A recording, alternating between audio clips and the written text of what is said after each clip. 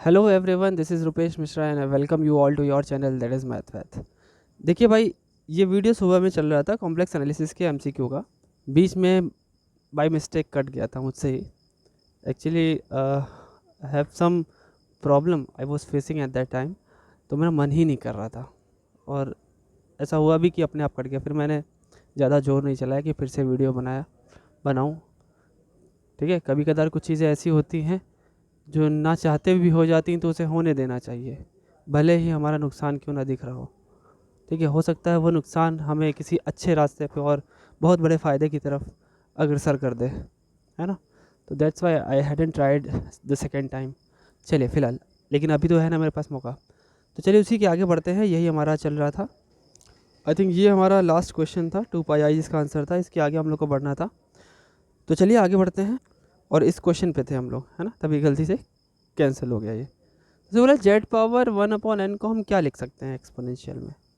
देखिए आपको एक बात बताएं, अगर ई की पावर में अगर लॉग लिखा है, ठीक, और यहाँ कोई एक फंक्शन लिखा हुआ मान लेते हैं, फंक्शन ऑफ जेड मान लो, और ये ई की पावर में लॉग ई भी है, तो आपको पता है ई की पावर और ये दोनों अगर सेम होता है तो ये हट जाता है और हमारा ये फंक्शन नीचे आ जाता है। ठीक, तो एक काम करते हैं, हम आपको इसको समझाते हैं उल्टे तरीके से। आप ये समझिए ज़रा थोड़ी देर के लिए, अगर हम n को n लॉग के बाहर, इसका मतलब n पावर में रहा होगा, तो लॉग z की पावर n, और इसको हम ई एक्स पी में लिख रहे हैं। ई एक्स पी का मतलब होता है e की पावर, तो e की पावर लॉग और z की पावर n, तो ये हट जाएगा, तो z की पावर n आ जाएगा। लेकिन हमको z की पावर n नहीं चाहिए, z की पावर 1/n चाहिए। तो 1/n वाला आपके सामने यहीं पे दिख रहा है, देख लीजिए। अगर आप इसको लॉग में लिखना चाहेंगे तो लिखेंगे आप ई एक्स पी और log of z power 1/n। अब ई एक्स पी से लॉग हट जाता है, तो जेड पावर 1/n आ जाएगा। तो आंसर कौन सा आ जाएगा अपना? बी वाला ऑप्शन एकदम सही है। नेक्स्ट देखा जाए, the principal value of -i power i। Principal value चाहिए, ठीक है, कोई बात नहीं है, सॉल्व करते इसको। देखिए ये क्वेश्चन में क्या बोला है, प्रिंसिपल वैल्यू पूछ रहा है -i की पावर i। अब ये लॉग अगर हम ले लें, इसको किसी फंक्शन के इक्वल मान लें, लेट से ये y के इक्वल अगर होता थोड़ी देर के लिए, है ना, कुछ इस हिसाब से मान लेते हैं, y is equal to -i/i। दोनों तरफ लॉग ले लीजिए, log y is equal to i आगे आ जाएगा और log ऑफ -i। आपको पता है लॉग का फॉर्मूला होता है, x plus i y is equal to half log x square plus y square plus i tan inverse y upon x. ये होता है फॉर्मूला। एक इमेजिनरी नंबर का लॉग अगर लेते हैं हम लोग, तो ये फॉर्मूला होता है प्रिंसिपल वैल्यू में। और अगर जनरल वैल्यू लेनी होती है, कैपिटल लॉग जिसे बोलते हैं, तो हम उसमें 2n पाई ऐड कर देते हैं। तो फिलहाल हमने जब इसे लिया है, तो हमने क्या लिखा है, log of y is equal to i, log of -i था ना, तो -i को हम अगर निकालें into 1/2 log x square plus y square, तो एक्स स्क्वायर तो है नहीं, वाई स्क्वायर -1 है, तो वो 1 आ जाएगा, plus i tan inverse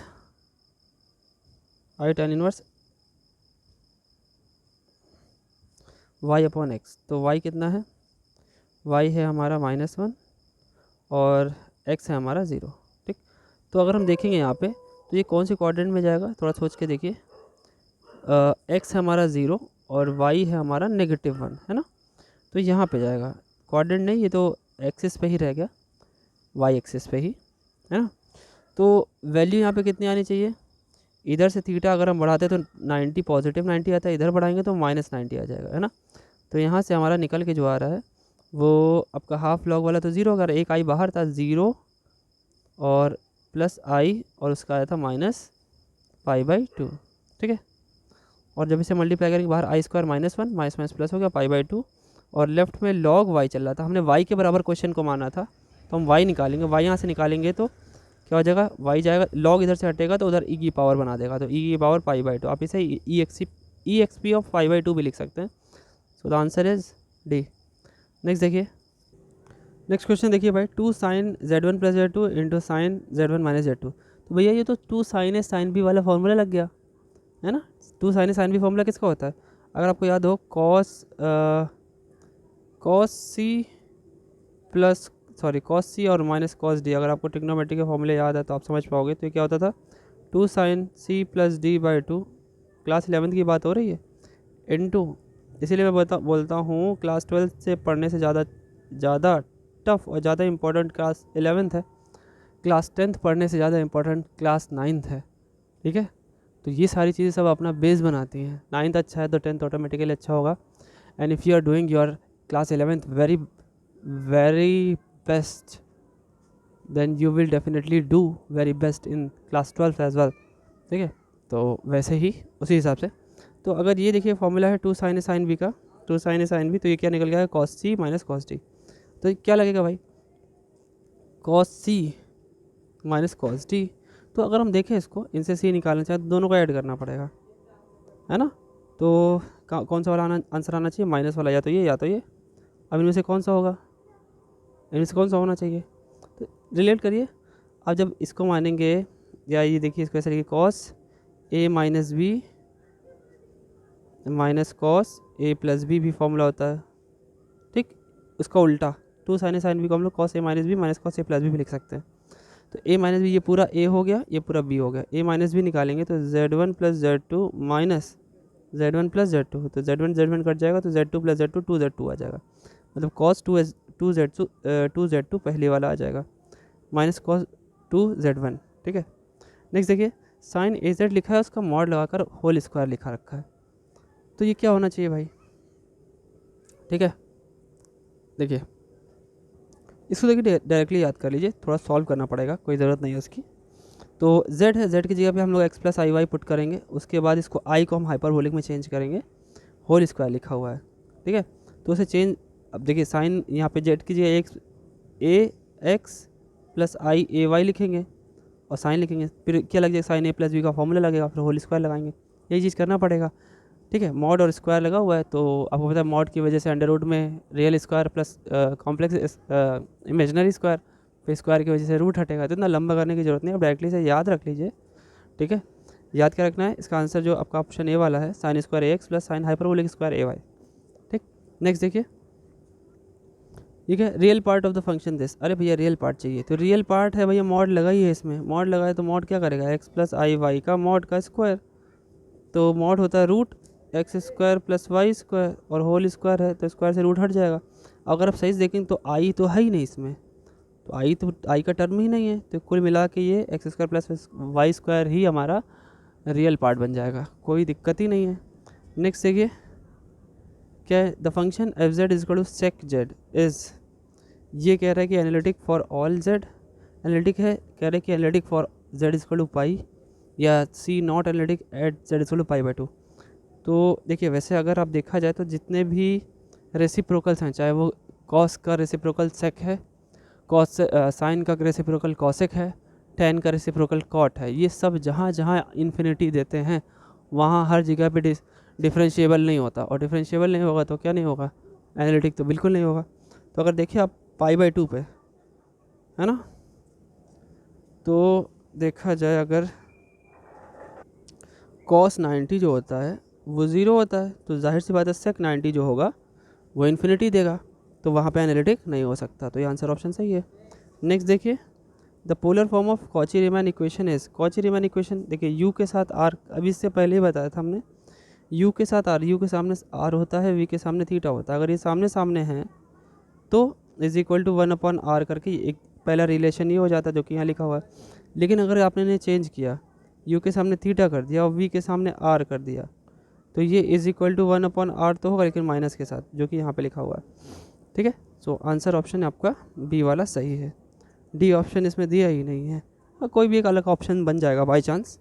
next देखिए, the point in sphere which correspond to z is equal to 1 plus i, कह रहे कि ऐसा कौन सा स्फीयर है, देखिए कह रहे ये पॉइंट जो है हमारी, ये जो हमारा पॉइंट है 1,1, कह रहे वो किस स्फीयर के करस्पॉन्ड करेगा। वैसे एक क्वेश्चन अधूरा है, इन्हें ये बोलना चाहिए था कि स्फीयर हमारा सेंटर स्फीयर का ये है, ठीक है, या यूँ बोल लेते हैं कि वो स्फीयर हमारा ओरिजिन से जाता है और हमारा सेंटर इनमें से कोई एक है, तो कह रहे हैं इसके करस्पॉन्डिंग जो सबसे कम वैल्यू देने वाला होगा वही हमारा स्फीयर हो मतलब वही हमारे इसके करस्पॉन्डिंग हो जाएगा। तो अगर इसको हम सॉल्व करें तो इसकी रेडियस अगर निकालें तो u square v square plus डब्ल्यू स्क्वायर माइनस डी।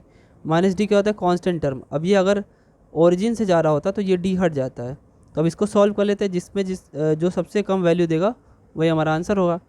तो रखिए यहाँ पे होल स्क्वायर करिए, 1/4 1/4 और 1/4, तो 3/4 हो गया। ठीक है, 3/4 का आप सॉल्व करेंगे तो लगभग 0.75 आएगा। ठीक, ये तो बहुत बड़ा आएगा, इसको लेना ही नहीं है। ऐसे इसको अगर सॉल्व करें तो ये भी लगभग 0.7 करीब आएगा। इसको जब आप सॉल्व करेंगे तो 0.6 करीब आएगा।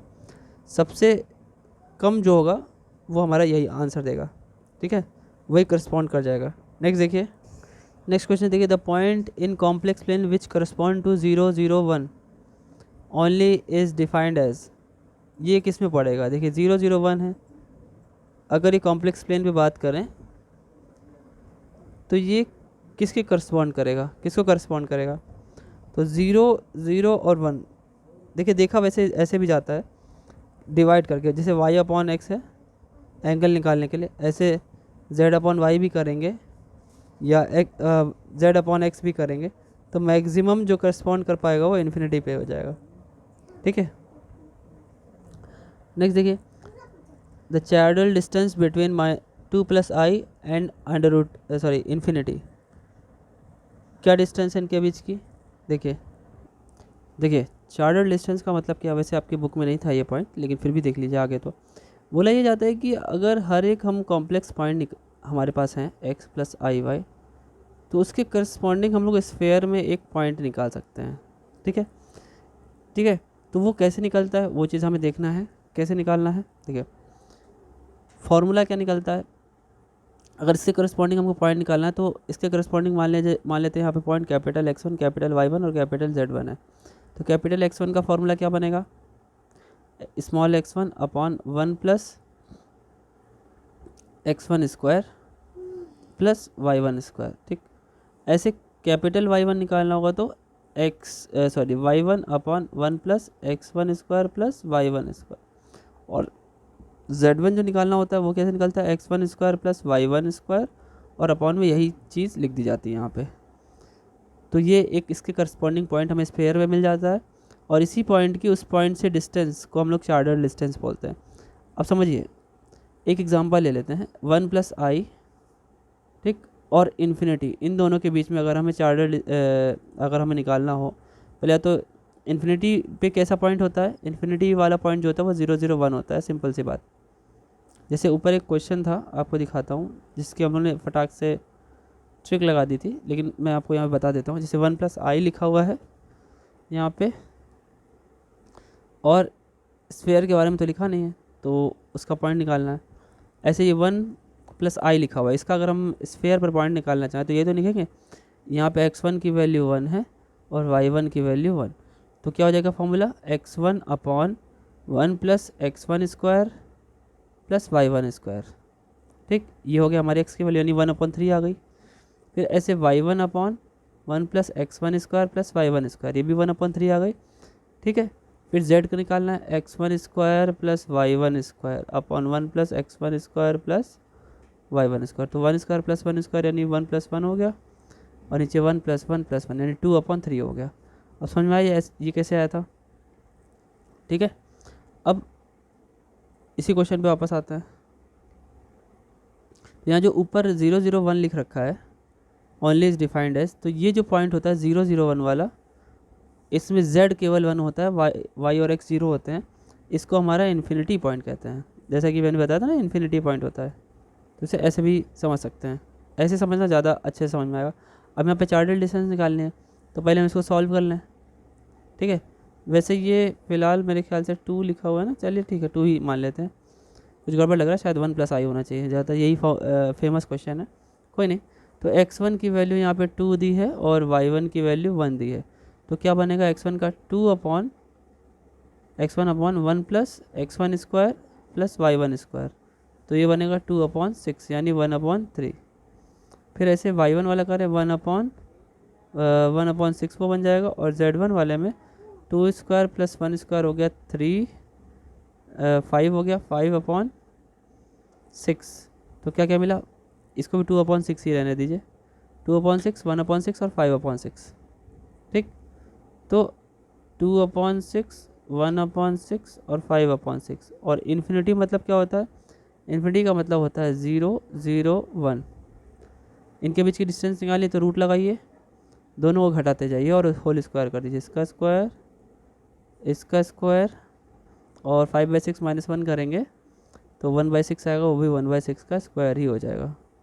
ठीक है, तो बनेगा क्या ये 4/36, रूट के अंदर 4/36, 1/36 प्लस 1/36, तो 6/36 हो गया, है ना। तो अगर सॉल्व करेंगे तो 6/36 क्या बन जाएगा, यहाँ पे 6 आ जाएगा। ठीक है, तो 1/√6 आया, जो कि इसमें से तो कोई नहीं लग रहा है, तो आंसर आपका ऑप्शन ये होना चाहिए था। लेट्स से यहाँ पे 6 कर दें अगर, तो आंसर ऑप्शन आपका सही हो जाएगा।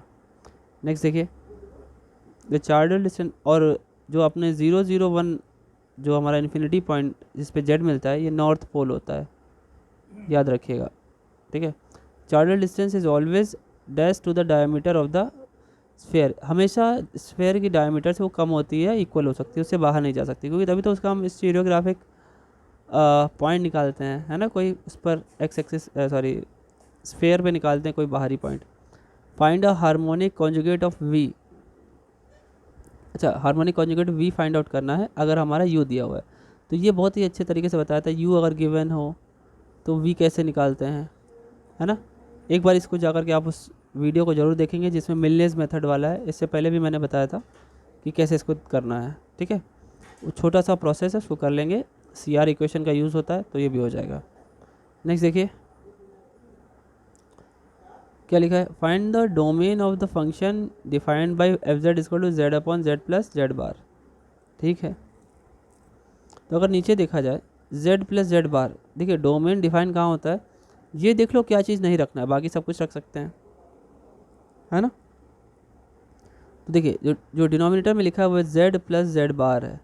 z प्लस z बार का क्या मतलब होता है, अगर आप देखेंगे तो ये x प्लस आई वाई हो गया, और ये हो गया x माइनस आई वाई। तो आई वाई से आई वाई कैंसिल, 2x, मतलब अपॉन में एक तरीके से 2x लिखा हुआ है। अगर ये x की वैल्यू जीरो ना हो, x की वैल्यू अगर जीरो ना हो, यानी रियल पार्ट जीरो ना हो, तो हमारा बाकी जितने भी वैल्यूज़ होंगी सब के सब सेटिस्फाई करेंगी। और अगर आपने ज़ीरो रख दिया नीचे तो ये इन्फिनिटी दे देगा और उस पर डिफाइन नहीं होगा। तो केवल और सिर्फ केवल क्या नहीं ज़ीरो होना चाहिए, रियल पार्ट ज़ीरो नहीं होना चाहिए। ठीक है, दोनों ऑप्शन एक ही लग रहे हैं, यहाँ एक जगह इक्वल कर लो। ठीक है, यहाँ पे भी एक जगह इक्वल कर लो, तो आंसर ऑप्शन कौन सा हो गया, not equal, real part zero नहीं होना चाहिए। नेक्स्ट देखिए, f(z) = z plus 1/z, what will be the definition of this function in polar form. इसको पोलर फॉर्म में चेंज करना है। ठीक है, तो देखिए कोई भी कॉम्प्लेक्स नंबर होता है उसे हम r e⁻i θ लिख सकते हैं, तो रख दीजिए यहाँ पे। और आपको पता है e⁻i θ जो होता है उसे हम cos थीटा प्लस आई साइन थीटा लिखते हैं, cos थीटा प्लस आई साइन थीटा। बस कुछ करना नहीं, उठा करके इसे रख देना है, यहाँ पे भी और सॉल्व कर लेना है। रख के चेक कर लीजिएगा, जहाँ तक मुझे लगता है आंसर यही होगा। नेक्स्ट देखिए, for the function f(z) = z, ये तो आइडेंटिटी फंक्शन है, what is the value of mod of f(w), argument of f(w), ठीक है, प्लस f(w) लिखा हुआ है यहाँ पे। ठीक है, ये क्वेश्चन क्या है, f(w) का मॉड निकालना है, प्लस में आर्ग्यूमेंट जोड़ना है f(w) का। ठीक है, अच्छी बात है। w being the cube root of unity with imaginary part greater than 0, w का इमेजनरी पार्ट जो है वो ग्रेटर देन 0 है। ठीक है, सॉल्व करना है बस वैल्यू रख के। f(z) = z तो दे ही रखा है ना। तो चलिए देखते हैं, अगर f(z) = z है तो f(w) = w होगा, और इसका मतलब क्या होता है, x plus i why he तो होता है। तो देखिए w के बारे में क्या बोला है इन्होंने, क्यूब रूट ऑफ यूनिटी है। तो क्यूब रूट ऑफ यूनिटी आपको पता होना चाहिए, तीन होती है, एक 1 होता है, एक ओमेगा होता है और एक ओमेगा स्क्वायर होता है, जिसमें ओमेगा की वैल्यू होती है -1 प्लस i√3/2।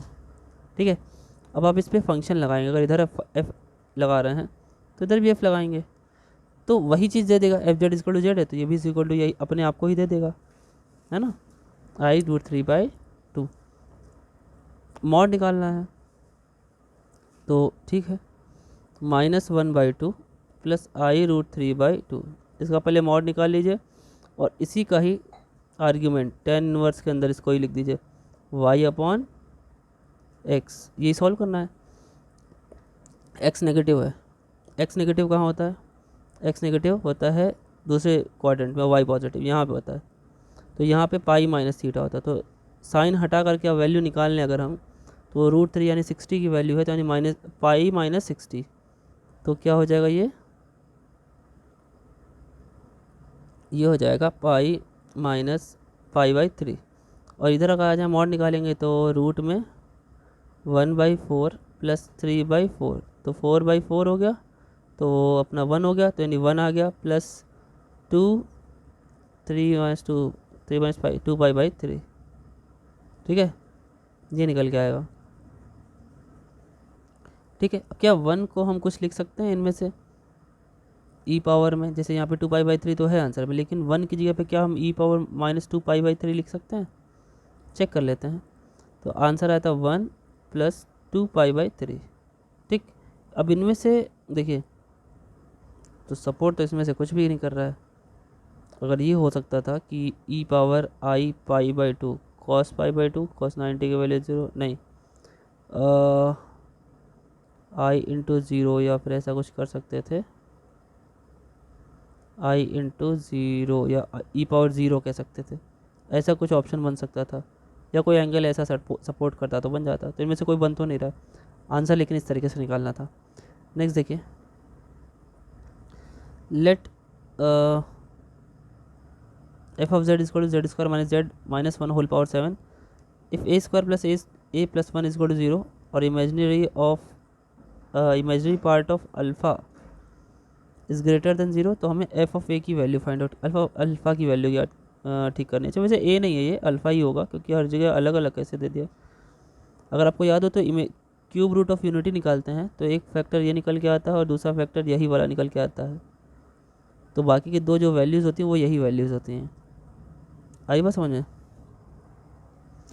तो अगर हम इसको यहाँ रखेंगे, एफ ऑफ अल्फ़ा रखेंगे, तो alpha square minus alpha minus 1 whole power 7, कुल मिला के अल्फ़ा की जगह पे माइनस अल्फ़ा रख दिया गया है ना। अगर वही रहने देते तो इसकी वैल्यू 0 आ जाती है ना। जैसा कि अभी हमने बताया कि ये भी क्यूब रूट ऑफ यूनिटी है, ये भी cube of root of unity ही बनता है, तो अल्फ़ा रख दें चाहे हम वहाँ पे ओमेगा रख दें, तो वो भी हमारा क्यूब रूट ऑफ यूनिटी होगा। और एक चीज़ बताएं आपको, क्यूब रूट ऑफ यूनिटी की खासियत होती है, डब्लू पावर अगर 3 मिल जाए तो वो 1 होता है, 1 प्लस डब्लू स्क्वायर मिल जाए तो उसकी वैल्यू 0 होती है। अगर हम यहाँ पे देखें माइनस डब्लू और माइनस 1, माइनस कॉमन ले ले तो डब्लू प्लस 1 मिलेगा, और डब्लू प्लस 1 की वैल्यू माइनस ओमेगा स्क्वायर हो जाएगी, और माइनस माइनस प्लस हो जाएगा। तो यानी यहाँ पे मिलेगा किस तरीके से, F of W is equal to W square minus minus plus हो जाएगा डब्लू स्क्वायर पावर 7 हो जाएगा 2w square whole power 7। 2 power 7 होता है 128, और w पावर ये 14 हो जाएगा। ठीक है, w पावर 14 को 3 की पावर में अगर हम ब्रेक करेंगे तो 3 4 12, और w पावर 2 बचेगा, इसकी वैल्यू 1, तो इतने की वैल्यू 1 हो जाएगी, w पावर 2 और 128 मिलेगा, यानी 128 w पावर 2। तो w पावर 2 की जगह हम अल्फ़ा कर दें, हमने जैसा कि बताया, तो 128 अल्फ़ा स्क्वायर हो गया। नेक्स्ट देखिए, नेक्स्ट क्वेश्चन है, for all complex numbers z satisfying imaginary z not equal to 0। अच्छा ठीक है, इमेजनरी जेड 0 नहीं है, अच्छी बात है। If f z is equal to z square plus z plus 1 is a real valued function then find its range. देखिए range क्या हो सकती है, कहाँ तक ले जा सकते हैं रेंज को। ठीक है, तो एक बार अगर इसे डिफ्रेंशिएट कर लें तो 2z प्लस 1 मिलेगी, और इसे 0 अगर हम करें तो मैक्सिमम हमारा वैसे तो 1/2 तक जाना चाहिए, और इक्वल टू 0 करते। ठीक है, सपोर्ट ये कर रही है, लेकिन नेगेटिव वे में नेगेटिव होना चाहिए यहाँ पे। ठीक है, देखिए अब ये कुछ फालतू के क्वेश्चन है, उनको करने की ज़रूरत नहीं है, तो चलिए आगे बढ़ते।